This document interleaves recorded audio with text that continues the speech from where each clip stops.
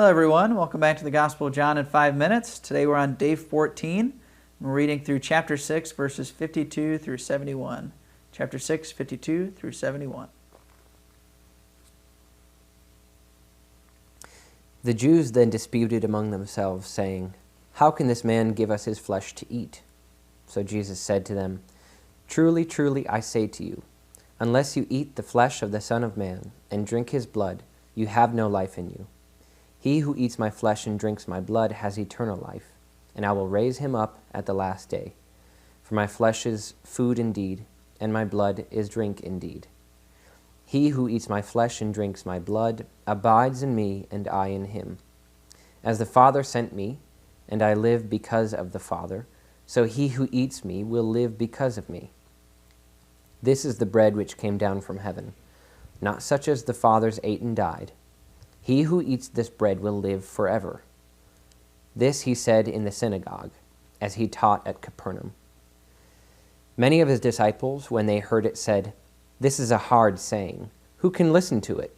But Jesus, knowing in himself that his disciples murmured at it, said to them, "Do you take offense at this? Then what if you were to see the Son of Man ascending where he was before? It is the Spirit that gives life. The flesh is of no avail. The words that I've spoken to you are spirit and life. But there are some of you that do not believe." For Jesus knew from the first who those were that did not believe, and who it was that should betray him. And he said, "This is why I told you, that no one can come to me unless it is granted to him by the Father." After this, many of his disciples drew back and no longer went about with him. Jesus said to the 12, "Will you also go away?" Simon Peter answered him, "Lord, to whom shall we go? You have the words of eternal life, and we have believed and have come to know that you are the Holy One of God." Jesus answered them, "Did I not choose you, the 12, and one of you is a devil?" He spoke of Judas, the son of Simon Iscariot, for he, one of the 12, was to betray him. Okay, everyone, so we just finished up chapter 6 of John's Gospel, wrapping up this bread of life discourse, as scholars call it, the discourse that Jesus gave before many people, just a year before he instituted the ultimate Passover, right? This Feast of Passover, teaching all about the Eucharist, saying that he is the bread come down from heaven, saying that just as Moses gave them bread in the desert, so he would give them bread from heaven. And it continues today. Jesus saying that his flesh is true food, his blood is true drink. He will give his flesh for the life of the world, right? And some of the people started murmuring, and so he increased it. He said, "Unless you eat the flesh of the Son of Man and drink his blood, you have no life in you."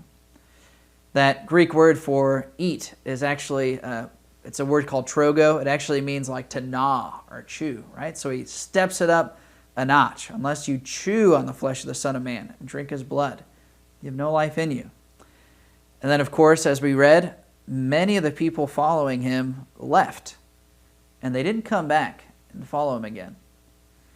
Jesus didn't try to get them to come back and say, "Hey, this is a metaphor, this is a symbol, you're not understanding," right? He let them all leave, because clearly this teaching about the Eucharist is really important to him.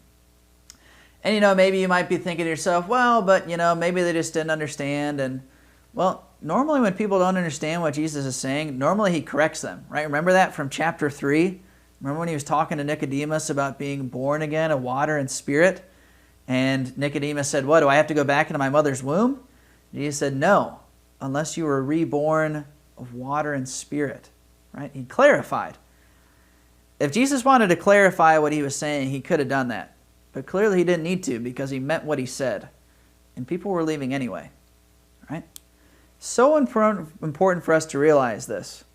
This is one of the basic teachings of Jesus. In fact, everything he did led up to that ultimate Passover in which he gave us the Eucharist to eat. It's so important.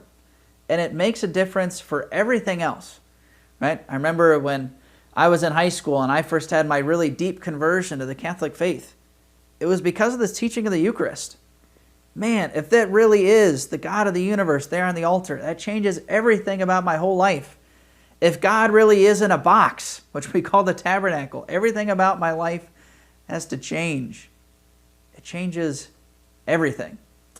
So the next time you find yourself in a conversation with somebody who doesn't believe in the Eucharist, maybe it's a person who's been Catholic but doesn't understand or doesn't believe it, or someone who's not Catholic, maybe somebody who asks you questions, you Catholics, why do you have a pope? Why do you believe in Mary? All this stuff. Maybe the question you should ask them is, turn it back.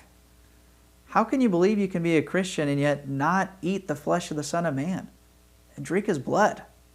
Right? That's the kind of question we should be asking. So join us again tomorrow as we go to day 15 and we begin chapter 7.